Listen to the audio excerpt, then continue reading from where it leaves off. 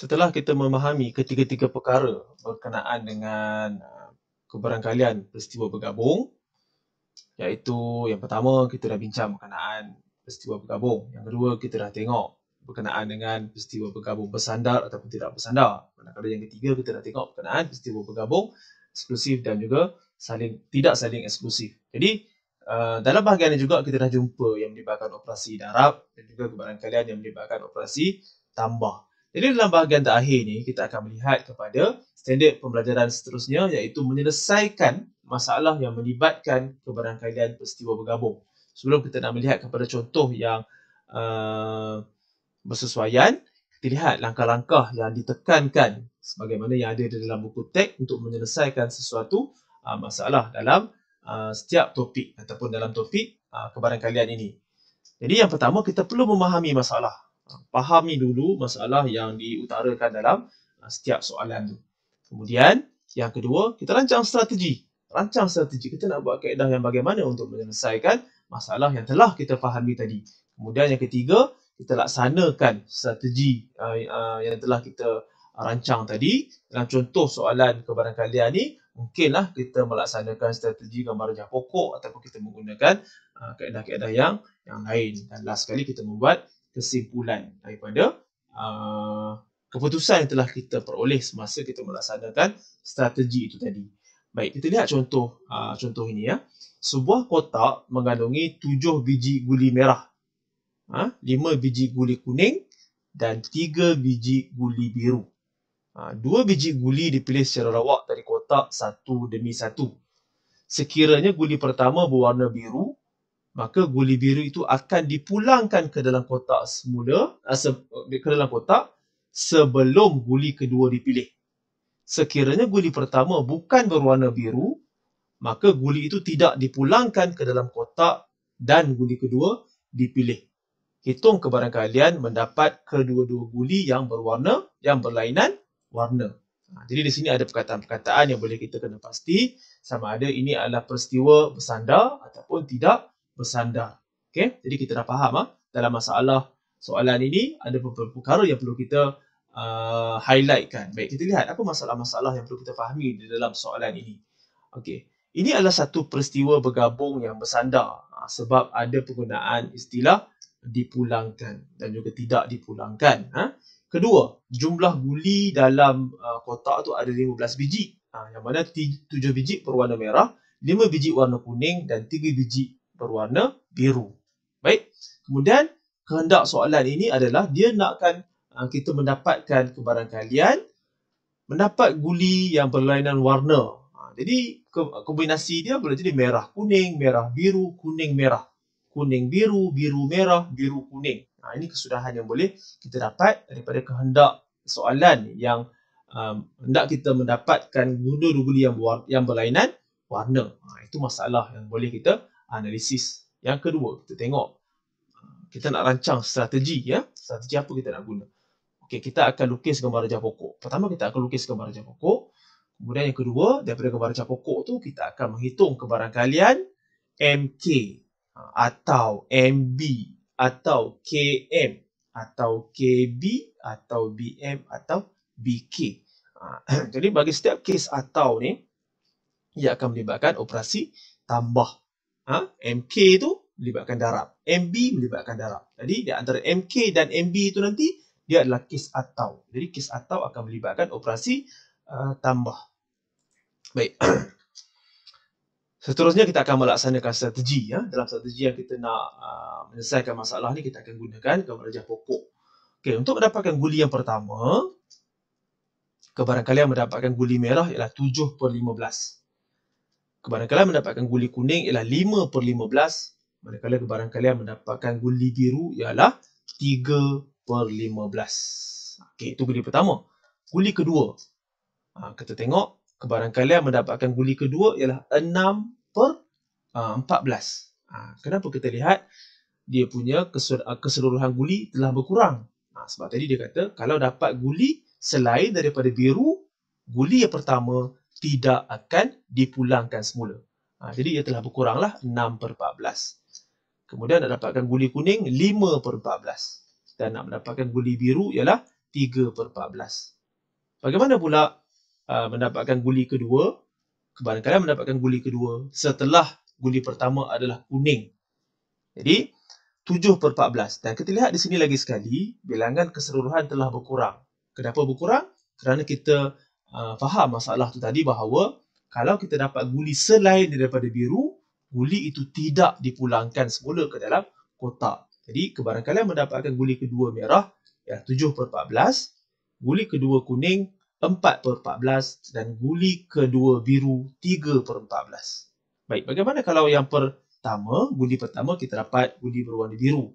Mengikut syarat yang kita fahami dalam soalan sebentar tadi, kalau kita dapat guli pertama berwarna biru, kita akan letak kembali guli tersebut ke dalam kotak, baru kita ambil guli yang kedua. Jadi kita lihat, nilai kebarangkalian mendapat guli kedua berwarna merah adalah 7/15. Kita lihat, bilangan keseluruhan guli tidak berubah kerana guli biru yang kita peroleh pada yang pertama tadi telah dipulangkan semula ke dalam kotak. Jadi kebarangkalian mendapatkan guli kuning ialah 5/15 dan kebarangkalian mendapatkan guli biru ialah 3/15. Jadi daripada gambar rajah pokok guli pertama dan guli kedua, kesudahan yang boleh kita senaraikan ialah MM, MK, MB, KM, KK. Maaf, terlalu laju. Terlalu laju. Okey, semula. MM, MK, MB, KM, KK, KB, BM, BK dan BB. Jadi inilah gambar rajah pokok yang akan kita gunakan untuk menyelesaikan kita punya soalan. Apa soalan yang dikehendaki? Kita nak mencari kebarangkalian guli yang berlainan warna. Jadi guli yang berwarna-warna MK, MB, KM, KB, BM dan BK. Jadi inilah kebarangkalian yang kita akan hitung. Kebarangkalian MK tambah kebarangkalian MB sampailah tambah kebarangkalian mendapatkan guli biru dan guli kuning. Jadi kebarangkalian mendapatkan guli merah dan kuning ialah 7/15 merah dan kuning darab dengan 5/14. Begitulah seterusnya mendapatkan guli merah dan biru. Merah 7/15 dengan biru 3/14. Okey? Jadi kita akan menggunakan kaedah yang sama sehinggalah kita mengira keseluruhan operasi tambah yang melibatkan guli yang berlainan warna dan jawapan kita ialah 349/25. Jadi kesimpulan yang boleh kita buat ialah kebarangkalian mendapatkan kedua-dua guli berlainan warna ialah 349/525. Bagi contoh yang terakhir berkenaan dengan penyelesaian masalah yang melibatkan peristiwa bergabung, kita akan melihat contoh berkenaan dengan pemilihan orang ataupun dalam contoh ni kita nak memilih pengawas ya. 2 orang pengawas dipilih secara rawak daripada 5 orang pengawas yang terdiri daripada 3 orang pengawas tingkatan 4 dan 2 orang pengawas tingkatan 5. Lukis gambar rajah pokok untuk menunjukkan semua kesudahan yang mungkin.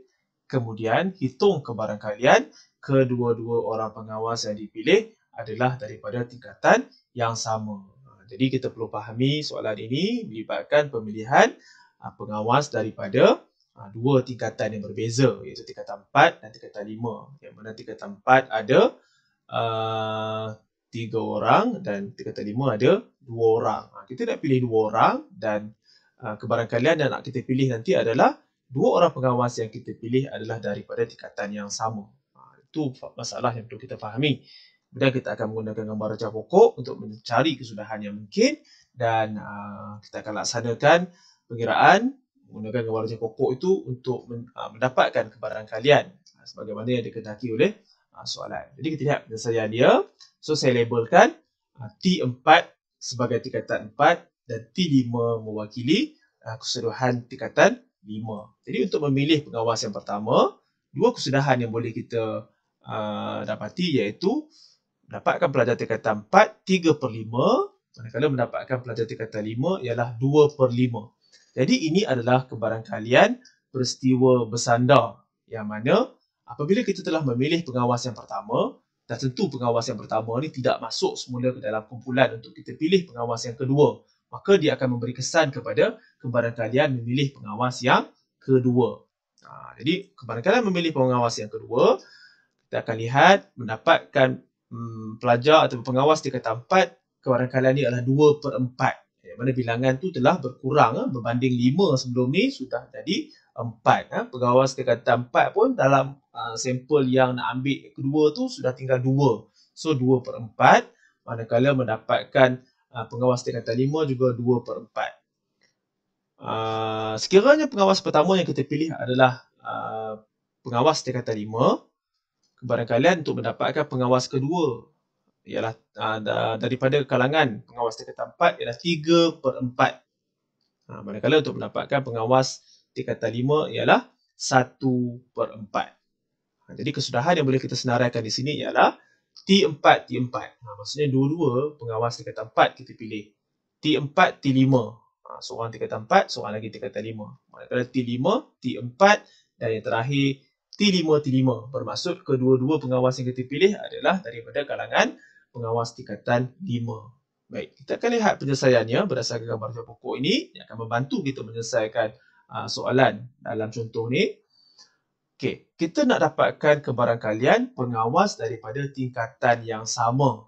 Jadi di sini T4 dan T4 lah kita punya penyelesaian. T4 atau T5 sebagai kita punya penyelesaian. Jadi atau sekali lagi saya ingatkan di sini, dia akan melibatkan operasi tambah. Okey, kembaran kalian kedua-dua pengawas tingkatan 4 akan kita tambah dengan kembaran kalian kedua-dua pengawas tingkatan 5. Jadi kembaran kalian pengawas tingkatan 4, kedua-duanya tingkatan 4 ialah 3/5 darab 2/4 atau tambah kembaran kalian kedua-duanya tingkatan 5, 2/5 darab 1/4. Jadi di sini kembaran kalian kita peroleh ataupun kembaran kalian memilih dua pengawas daripada tingkatan yang sama, nilainya ialah 2/5.